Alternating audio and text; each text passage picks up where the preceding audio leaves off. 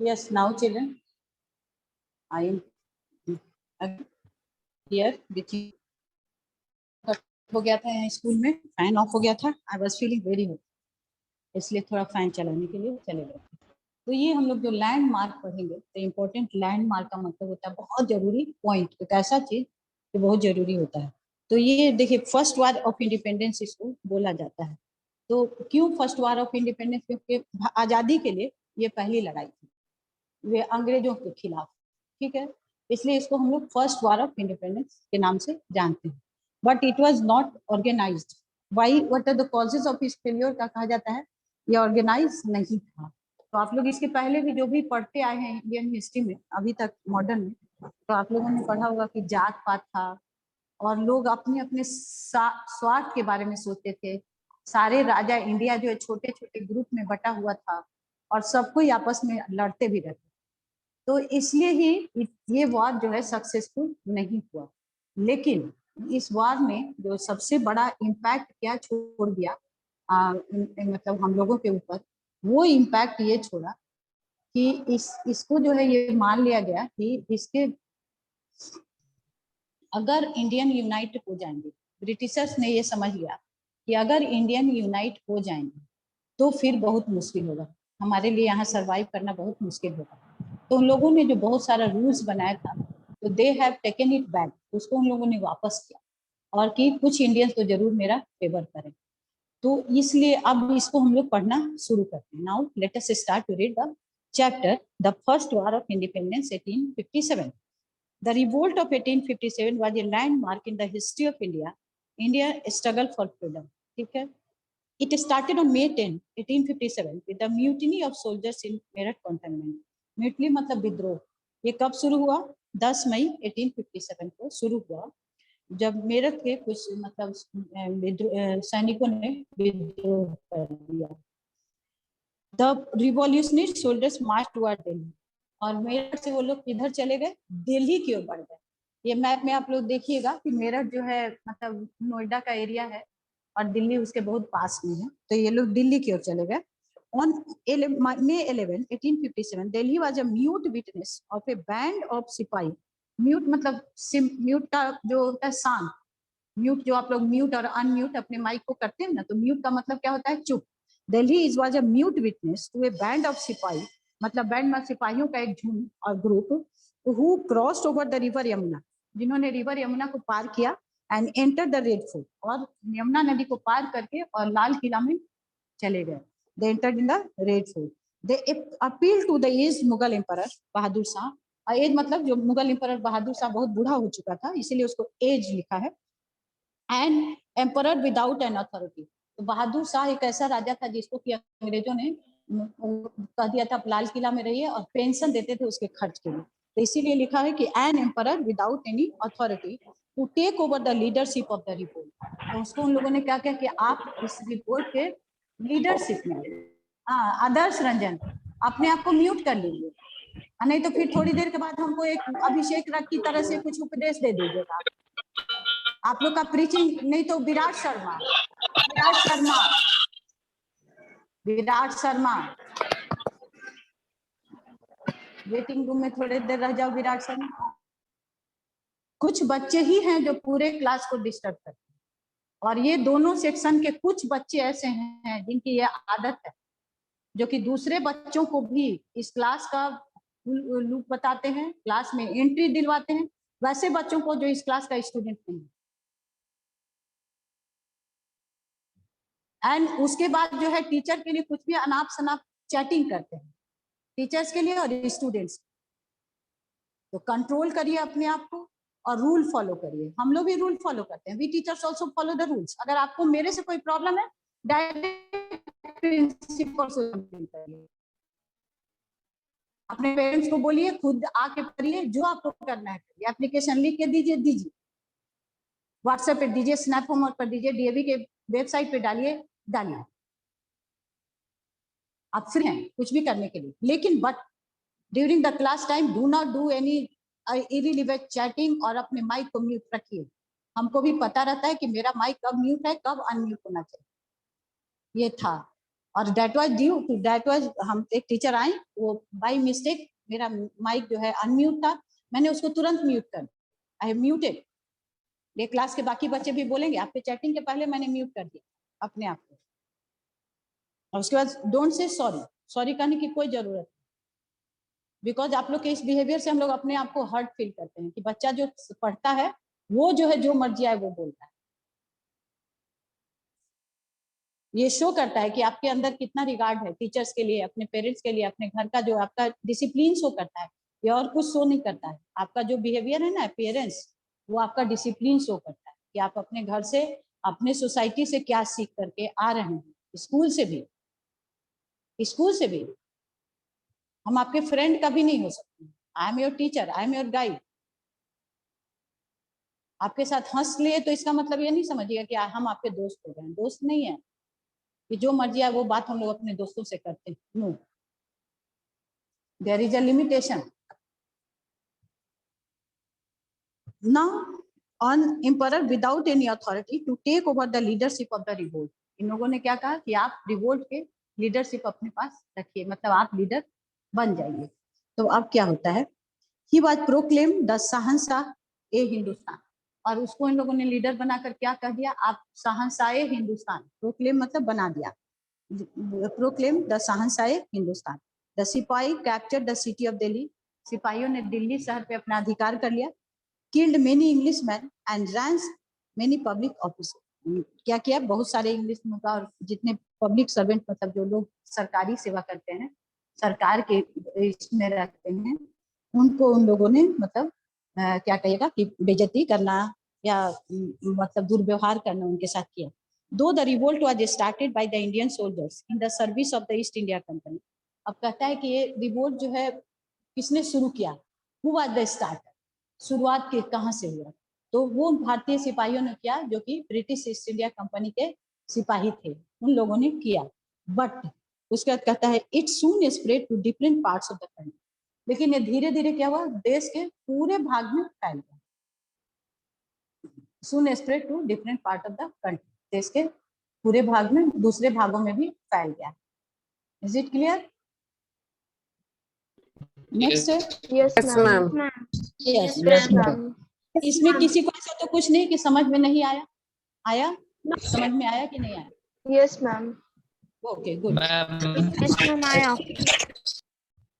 Different sections of Indian society like peasants, artisans, soldiers, educated Indians and many Indian rulers joined hand to fight heroically against the foreign rule।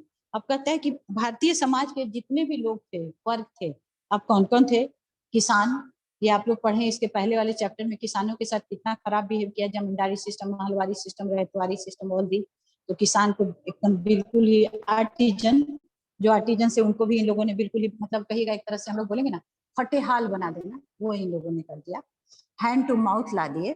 Soldiers, educated Indians, जो पढ़े लिखे लोग थे वो भी, and many Indian ruler, बहुत सारे राजा ने भी join hands to fight heroically against the foreign rule. Heroically मतलब हीरो की तरह लड़े, किसके खिलाफ में लड़े, फॉरेन रूल, विदेशी रूल। फॉरेन रूल मतलब इंग्लिश रूल के खिलाफ। Hindu and Muslim also came together to oppose the foreign domination, और हिंदू और मुस्लिम भी एक साथ आए लड़ने के लिए, मतलब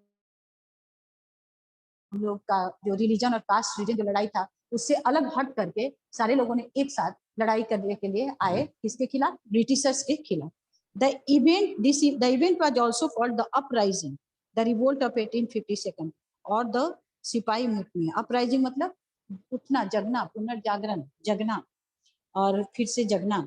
द रिवोल्ट ऑफ, इसको इसका 3 नाम दे रहा है, अपराइजिंग, द रिवोल्ट ऑफ 1857 और द सिपाही विद्रोह। म्यूटनी का मतलब होता है विद्रोह बाय द ब्रिटिश, ब्रिटिश ने इसका 3 नाम दिया था। But Indian historians call it the first war of independence, लेकिन भारतीय इतिहासकार इसको क्या कहते हैं, आजादी की पहली लड़ाई। As it was the first time that different sections of Indian society united and fought as one nation to throw off the shackles of foreign domination। क्योंकि ये कहता है, क्यों फर्स्ट वॉर ऑफ इंडिपेंडेंस इसको कहते हैं, क्योंकि ये पहला समय था जबकि भारतीय समाज के लोग एक साथ लड़े थे। और क्यों लड़े थे, उनका क्या एक ये था, एज वन नेशन, एक देश के रूप में लड़े थे, इसलिए तो क्यों, क्योंकि शैकल का मतलब जंजीर, शैकल का मतलब होता है जंजीर, शैकल ऑफ फॉरेन कम्युनिस्ट, जो पराधीनता का जो बेड़ी था, शैकल का मतलब बेड़ी कहिए, जंजीर कहिए, मतलब विदेशी दास्ता का जो बेड़ी था उसको तोड़ने के लिए एक होकर लड़े थे। Ever since the British had set foot on Indian soil the nation was losing its wealth and independence. कहता है जब से भारतीय मिट्टी पर विदेशियों ने अपना पैर रखा था, ब्रिटिश ने, तो अब क्या हुआ कि हम लोग क्या क्या अपना लूज कर रहे थे। वी वे आर लूजिंग अपना, वी वे आर लूजिंग अब क्या अपना धन, वेल्थ, एंड क्या कहिएगा, इंडिपेंडेंस, स्वतंत्रता भी, मतलब हम अपनी मर्जी से हम कुछ भी नहीं कर सकते थे। We they are unable to do anything on according to our will, अपनी इच्छा से हम कुछ नहीं कर सकते थे। The aim of the British was to exploit the resources of our country. British का मेन एम क्या था, अपने कंट्री के रिसोर्स को एक्सप्लॉइट करना, अपने हाथ में ले लेना।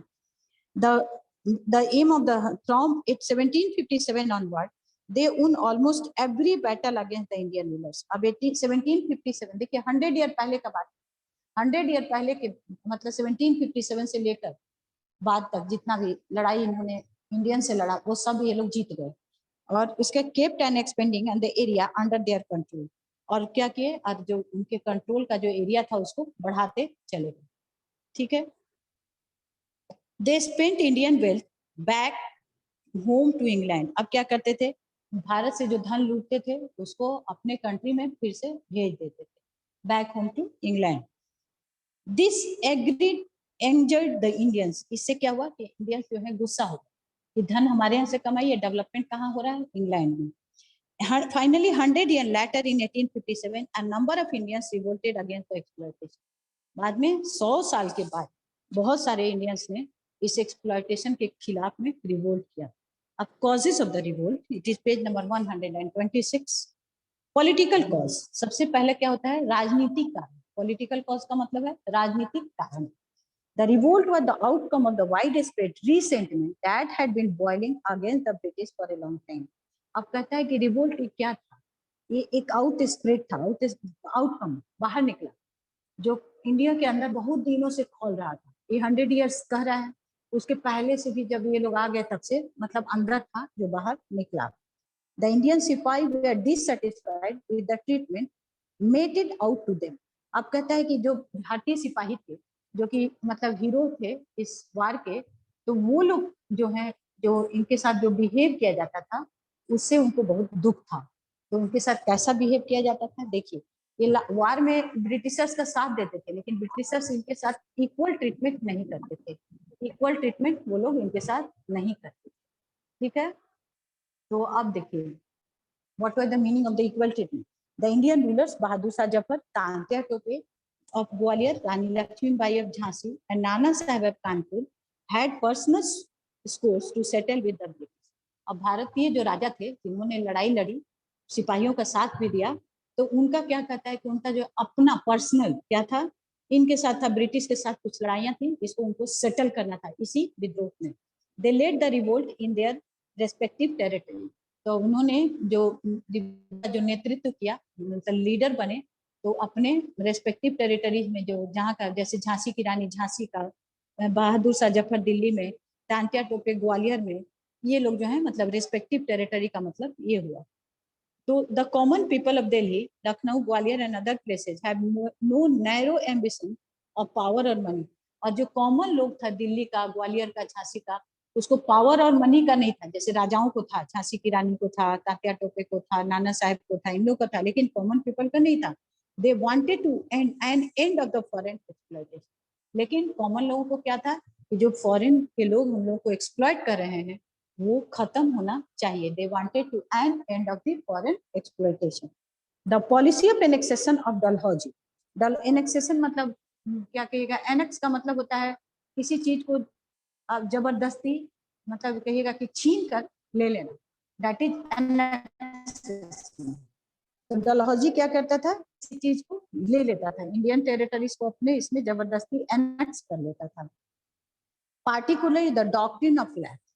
डॉक्ट्रिन ऑफ लैप्स का मतलब देखिए क्या था, ये बहुत इंपॉर्टेंट है, पॉइंट है, डॉक्ट्रिन ऑफ लैप्स। ये आ जाता है आप लोग को शॉर्ट नोट में भी लिखने के लिए created fear and resentment among the Indian. ये जो पॉलिसी ये ले आया डॉक्ट्रिन ऑफ लैप्स का, तो इंडियन रूलर्स के अंदर क्या हुआ, बहुत डर हो।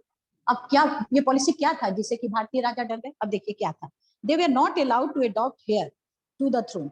अब इनको क्या किया गया, इन भारतीय राजाओं को कहा गया कि आप किसी को भी अडॉप्ट नहीं कर सकते, मतलब बच्चा गोद नहीं ले सकते। अडॉप्शन का मतलब होता है गोद लेना। ये तो आप लोग अभी भी the couple who do not have their own child adopt someone as, किसी बच्चे को ऑप्ट कर लेते हैं, फिर उसको अपना नाम देते हैं, उसका पालन पोषण करते हैं। उसमें बहुत सारे राजा लोग भी ऐसा करते थे। लेकिन डॉक्ट्रिन ऑफ लैप्स के इसमें क्या किया, बोला कि you can not adopt any child. तब अब इससे क्या हुआ, अब तब उनके राज का क्या होगा, जो आप लोग तो जानते हैं, राजा के बाद उसका हेरिडिटरी होता था, राजा के बाद उसका बेटा ही राजा बनता था। अब बेटा नहीं है तो वो किसी दूसरे के बच्चे को अगर गोद लेता है तो उस बच्चे को उसका बच्चा नहीं मानता था।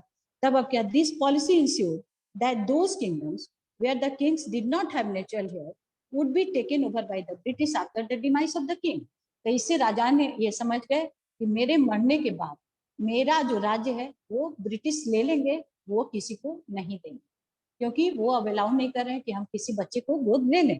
और ये आप लोगों ने देखा होगा, झांसी की रानी जो लड़ी थी, तो गोद में एक बच्चा भी था उनका, तो वो उनका अपना बच्चा नहीं था, उसको उन्होंने गोद दिया था, एडॉप्टेड चाइल्ड था वो, दामोदर राव नाम।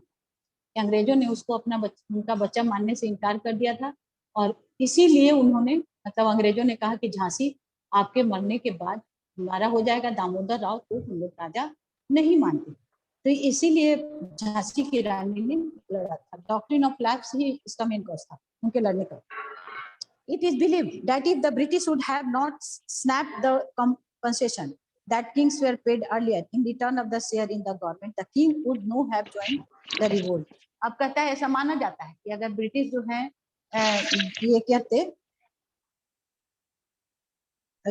कि अगर जो है snap the compensation that kings were paid earlier in return of a share in the government, जो किंग्स को दिया जाता था गवर्नमेंट में शेयर, अगर अंग्रेज उनको दे देते तो ये लोग अंग्रेज मतलब इंडियन सिपाही का साथ नहीं देते। तो डॉक्ट्रिन ऑफ लैप्स जो है एक बहुत बड़ा कॉज था। The kings would not have joined the revolt, वो लोग ज्वाइन नहीं किए रहते। The British sign many treaties with the kings and nawabs but violated. अब ब्रिटिश लोग जो है बहुत सारा दोस्ती का साइन भी किए थे किंग और राजाओं और नवाबों के साथ, लेकिन वायलेट मतलब उसको तोड़ देते थे, उसको वो लोग फॉलो नहीं करते थे। कौन नहीं करते थे? Britishers.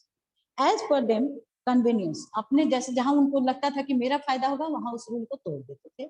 One such treaty sign with Awadh and subsidiary, वो Awadh was subsidiary alliance in 18, उसी तरह का अवध के साथ एक ट्रीटी इन लोगों ने किया था। ट्रीटी का मतलब संधि, दोस्ती। सब्सिडरी अलायंस, ठीक है ना, इसका नाम इसी तरह आप लोग याद रखेगा।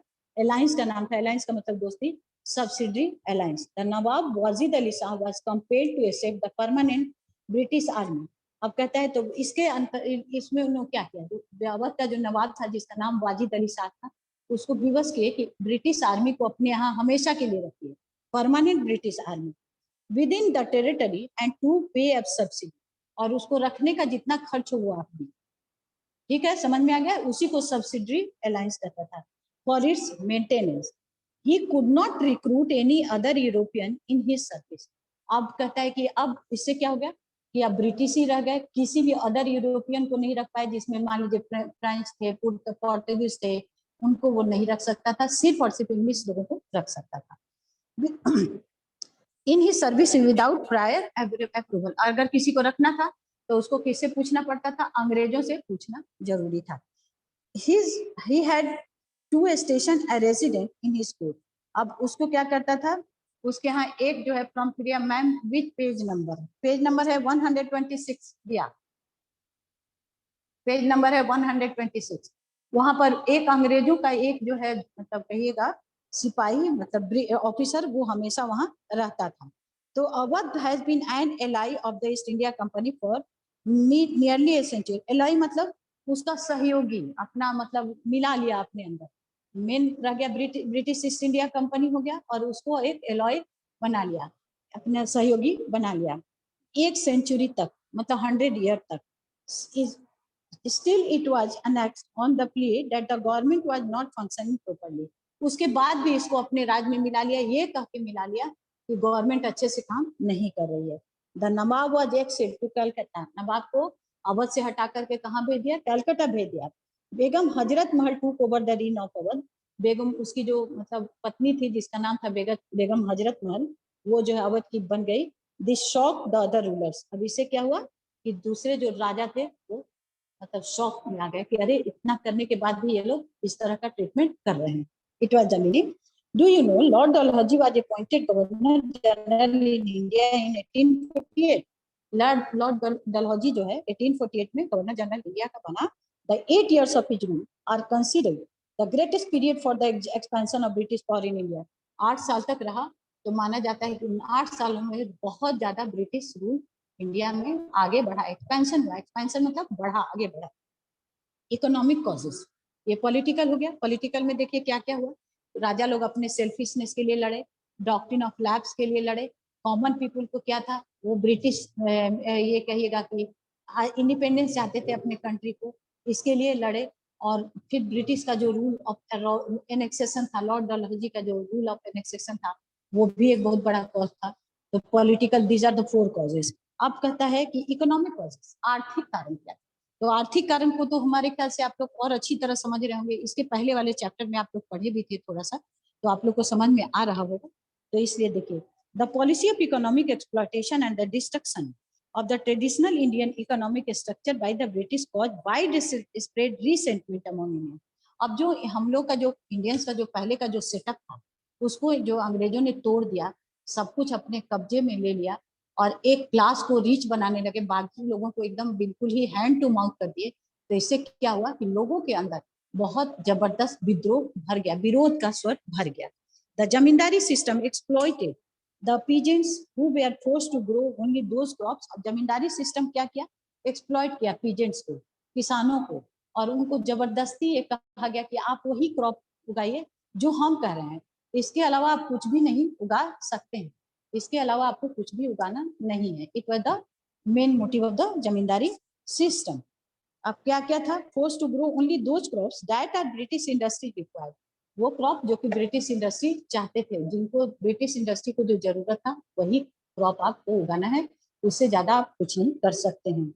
उसके बाद कहता है दे वेयर टॉर्चर और जेल ऑन फेलियर टू पे द रेवेन्यू इन टाइम। अब वो या तो उनको बहुत कड़ा सजा दिया जाता था या जेल भी भेज दिया जाता था अगर वो टैक्स समय पर नहीं देते थे।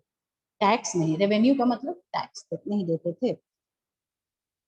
कहता है industrial goods like textile from British floods the Indian market. अब कहता है फ्लड्स का मतलब क्या होता है, एकदम जैसे बाढ़ का पानी फैल जाता है, उसी तरह जो इंडिया में जो ब्रिटेन फैक्ट्री में जो सामान बनता था वो इंडियन मार्केट में एकदम बहा दिया गया। यहीं से लोग, इसके अलावा आपके पास इंडियन सामान कुछ नहीं था, जो था वो ब्रिटिशर सामान था। कहने का मतलब ये हुआ, फ्लड्स का मतलब ये हुआ।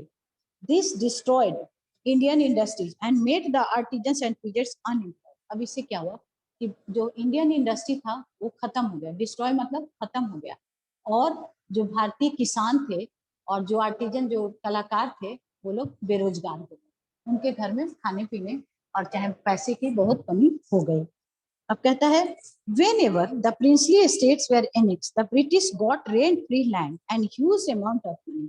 अब कहता है कि जब जब भारतीय का जो राज उन लोगों ने ब्रिटिश ने अपने राज में मिलाया तो अब क्या हुआ, उनका जो खेती का जमीन था वो मिल गया उनको, जिसपे उनको कोई टैक्स नहीं देना पड़ता था और पूरा पैसा भी ले लेते थे। The common people faced unemployment and poverty.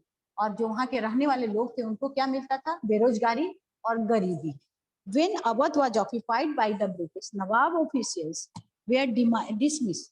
जब अवध को ब्रिटिश ने अपने कब्जे में लिया तो क्या किया उन्होंने, नवाब के जो ऑफिशियल थे, जो नवाब के यहाँ जो लोग काम करते थे उनको हटा दिए, डिसमिस मतलब हटा दिए। And his army was disband, और जो उसकी जो अपनी सेना थी उसको भी उन लोगों ने हटा दिया। तो about 60,000 professional soldiers lost their life. अब उस समय कहता है कि करीब 60,000 जो सीखे हुए सिपाही थे उनका जीविका खत्म हो गया। आप सोचिए कि कितना लोग जो है बेरोजगार हो गए होंगे, फिर उनके घर के लोगों का क्या हालत हुआ होगा। सोशल एंड रिलीजियस कॉज, ये आपका हो गया इकोनॉमिक कॉज। इकोनॉमिक कॉज में क्या क्या हुआ, जमींदारी सिस्टम, आप लोग इसको पॉइंट भी बना सकते हैं, जमींदारी सिस्टम लिख सकते हैं। उसके बाद अनएम्प्लॉयमेंट, ठीक है, एनेक्सेशन, ये आप लोग लिख सकते हैं। दीज आर 3 और 4 पॉइंट्स वो हो सकता है। सोशल एंड रिलीजियस कॉज, सामाजिक और धार्मिक कारण क्या। अब देखिए, the social reforms by the British were considered and interference in the custom and tradition of Hindus. अब ब्रिटिश अब अपने हिसाब से भारत में कुछ समाज सुधार भी कर रहे थे, तो हिंदुओं ने उस समय उसको क्या माना कि ये हमारे धर्म में इंटरफेयर कर रहे हैं। समझ में आ गया, ये हमारे धर्म में इंटरफेयर कर रहे हैं। Many Indians oppose the introduction of western education and conversion of Indians to Christianity. अब बहुत सारे जो लोग क्या किए, वेस्टर्न एजुकेशन इंडिया में लाए, मतलब पश्चिमी शिक्षा, इंडियन एजुकेशन सिस्टम को डाउन करके पश्चिमी शिक्षा ले आए, और इसके साथ साथ बहुत सारे हिंदू जो है क्रिश्चियन भी बन गए, तो हिंदुओं ने इसका विरोध किया, दोनों चीज का, वेस्टर्न एजुकेशन का and conversion of Hindus into Christianity. The Hindu law property was changed to enable a Christian convert to receive his share of ancestral property. अब ये तो आप लोग जानते होंगे, जो अपने मतलब पारिवारिक जो संपत्ति होती है वो परिवार के लोगों के बीच में ही बांटा जाता है, जैसे गांव का जमीन, खेत, ये सब। तो उस समय क्या किए कि जो लोग, लेकिन अभी भी माना जाता है कि जो लोग अपने जाति से हटकर दूसरी जाति में चले जाते हैं उनको कोई हिस्सा नहीं मिलता है। तो अब उस समय जो लोग क्रिश्चियन हो रहे थे, तब उनको भी जमीन में अपना हिस्सा चाहिए था, तो अंग्रेजों ने क्या किया कि they have made a new law of ancestral property. Ancestral मतलब खानदानी संपत्ति का जो बंटवारा होगा, वो उसके लिए उन लोगों ने एक नया लॉ बनाया कि जो लोग क्रिश्चियन हो गए हैं उनको भी पारिवारिक संपत्ति में हिस्सा मिलेगा। तो इससे क्या हुआ कि जो इंडियंस थे, हिंदूज थे, वो लोग जो है नाराज हो गए, they were unhappy with the Britishers, वो लोग ब्रिटिशर से नाराज हो गए। Is it clear? उसके बाद देखिए फिर क्या होता है, what is happen then the Christian converted to receive the share of ancestral property. The spread of railway created further fear among the poor. अब इसी बीच में रेलवे का भी खूब प्रचार प्रसार, रेलवे बढ़ने लगा, तो इससे गरीबों के and illiterate section of the society that they will lose their caste. अब इससे क्या हुआ, उनको लगा कि जो बाहर के लोग यहाँ आएंगे, यहाँ से लोग जाएंगे, तो हम लोग के अपने धर्म का नाश है, we will lose our caste, ये कहता है। Do you know rumours created panic. Panic का मतलब अभी भी कोई कोई रूमर होता है ना कि घर में सामान जमा कर लो, तो आप देखिए कि हम लोग जल्दी जल्दी सामान खरीदने लगते हैं, उस समय डेली रूमर होता है, तो रूमर होने से क्या होता है, लोग पैनिक हो जाते हैं, घबरा जाते हैं, और कुछ कुछ उल्टा पुल्टा भी काम करने लगते हैं। One such rumor was that the whole Indian population would lose their caste as the British has sent cartloads of bone dust. अब कहता है कि अब एक रिमर और हो रहा कि बोन मतलब हड्डी का चूड़ा बना करके, और ब्रिटिश जो है इंडिया में मार्केट में बेच रहे हैं, और जो कि आटे में मिला दिए हैं, अब मिठाई में मिला दिए हैं। और इससे क्या होता है, अब आटा और मिठाई तो सब कोई खा रहा था, तो अब ये हुआ कि अब जो लोग इसको खाएगा उसका धर्म खराब हो जाएगा, क्योंकि हड्डी का चूड़ा, तो अभी भी हम लोग बहुत लोग वेजिटेरियन भी हैं, नॉन वेज भी हैं, तो जो नॉन वेज खाते हैं तो मान लीजिए वो हड्डी का चूड़ा खा लेंगे, लेकिन जो लोग वेजिटेरियन है तो लोग तो अभी भी अपोज करेंगे। तो इस तरह का रूमर उसमें उड़ा। तो अब क्या हुआ होगा, सोचिए जरा। Indians were not allowed to travel in the first class train compartment. और कहता है इंडियंस लोग जो है वो ट्रेन के फर्स्ट क्लास कंपार्टमेंट में अलाउड नहीं थे। The conservative Indians were alarm by the rapid spread of western culture and English education in India. अब जो इंग्लिश एजुकेशन खूब इंडिया में बढ़ रहा था, इससे जो है वो लोग, अलार्म का मतलब चौकन्ने होना, अलार्म का मतलब क्या होता है, कोई चीज बजता है, दिमाग में बजता है और हम जग जाते हैं, इसी को अलार्म। तो यहाँ पर दिमाग में वो होने लगा कि वेस्टर्न एजुकेशन हमारे इसको सिस्टम को खराब कर देगा। It was the end English education in English. Moreover the British look down upon Indians and followed A policy of racial discrimination. और एक चीज था कि ब्रिटिश जो है इंडियन को अपने से छोटा समझते थे, और रेशियल मतलब रेस करते हैं कि हम आपसे ऊंचे हैं, आप हमसे छोटे हैं, इससे रेशियल मतलब ब्रिटिश फील देमसेल्फ और show themselves that they are higher race, और Indians were the lower race, हम लोग का रेस अच्छा नहीं है according to the Britishers, not at Indians. They considered themselves as superior. अब देखिए यहाँ आगे दिया भी है, अपने आप को क्या मानते थे, सुपीरियर मानते इंडियन से। दे advocated a judicial system based on the principle of equality, but in actual practice it was biased. अब वो लोग कहते थे कि हम लोग मतलब ऐसा न्याय प्रणाली जो इक्वालिटी पर बेस्ड है, इक्वालिटी मतलब सभी बराबर है, लेकिन वो बराबरी का नहीं करते थे। जब कोई भी केस होता था इंडियन वर्सेस ब्रिटिश होता था, तो जज जो है वो फोर्सली उसको कहा जाता था कि आप ब्रिटिश का ही सपोर्ट करिए, आप इंडियंस का सपोर्ट नहीं करिए। जज we are not allowed to support the British Indians. अब देखिए, अब कहते कहा जाता है, गांधी जी पर एक मूवी बनी है गांधी, उसको रिचर्ड एटनबरो ने बनाया है। और तो उसको अगर आप लोग कभी मौका मिलेगा तो देखिएगा, कभी कभी 15 अगस्त 26 जनवरी को दिखाता है, और नहीं हो तो गूगल पे जाके हाँ सर्च करके देखिएगा। हाँ, तो महात्मा गांधी जो है, यस, जब दक्षिण अफ्रीका में गए थे तो उस समय महात्मा गांधी धोती नहीं पहनते थे, वो वेस्टर्न ड्रेस पहनते थे, पैंट शर्ट पहनते थे, और फर्स्ट क्लास कंपार्टमेंट में उनका टिकट कटा हुआ था, वो बैठे हुए थे, और जब टिकट चेकर आया तो उनको बोला कि तुम यहाँ पर, यू आर नॉट अलाउड, वहाँ लिखा रहता था दक्षिण अफ्रीका के क्लब में और सब जगह, Indians and dogs are not allowed, ऐसे लिखा रहता था। तो महात्मा गांधी को कहा गया कि आपको ये कंपार्टमेंट में बैठना अलाउड नहीं है, you are not allowed to sit in this compartment. Mahatma Gandhi asked the question कि क्यों नहीं, why not I am allowed to sit in the compartment. तो इनसे आर्ग्यू करने के बदले वो क्या करता है, इनका पूरा सामान उठाकर स्टेशन पर फेंक, is it clear to all, पूरा सामान उठाता है और स्टेशन पर फेंक देता है। तो इससे क्या होता है, गांधी जी को वहां पे दिखाता है फिल्म में कि गांधी जी इतने, मतलब after that event had changed his life, इस घटना ने उनकी जिंदगी को बदल दिया। वो सोचने लगे कि क्या आदमी से आदमी इस तरह का बिहेव कर सकता है, ऐसा होना चाहिए, इज इट राइट। ये दिस वाज द ये। अच्छा, अब हम यहीं पे अभी खत्म करेंगे, बाकी हम लोग कल पढ़ेंगे। किन्हीं को कोई क्वेश्चन है तो इसमें पूछ सकते हैं। Anyone No, ma'am. No, ma'am. Yes ma'am. No, ma'am ma'am. हाँ बोलिए बोलिए प्रियांशु, आपका क्या क्वेश्चन है? मैम लॉस्ट देयर कास्ट का मतलब क्या है? मतलब जाति को अगर उसको यूज करेंगे तो हम अपनी जाति में नहीं, ये तो मैंने आपको बताया। लॉस्ट देयर कास्ट का मतलब है कि मैं, अगर मान लीजिए सपोज करिए कि मैं वेजिटेरियन हूँ, ब्राह्मण हूँ, मैं मांस मछली नहीं खाती हूँ, और उसके बाद अगर जबरदस्ती हम उसको खा लेंगे या हम वैसा काम कर लेंगे तो I will lost my caste, ये मतलब। Yes ma'am. समझ में आ गया? Okay ma'am. और पूछिए यस और मैम। किसी का? शारदा को अवध से कलकत्ता भेजा था, तो मैम वो लड़े नहीं थे क्या उस वक्त?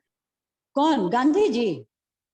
नो यस मैम, जब अनुप्रिया, अवध हाँ ब्रिटिशर्स ने अवध के राजा अली शाह को मैम कलकत्ता भेज दिया था, तो मैम उस वक्त राजा लोग लड़ नहीं सकते थे उससे, लड़ते थे, ब्रिटिशर्स? लेकिन वो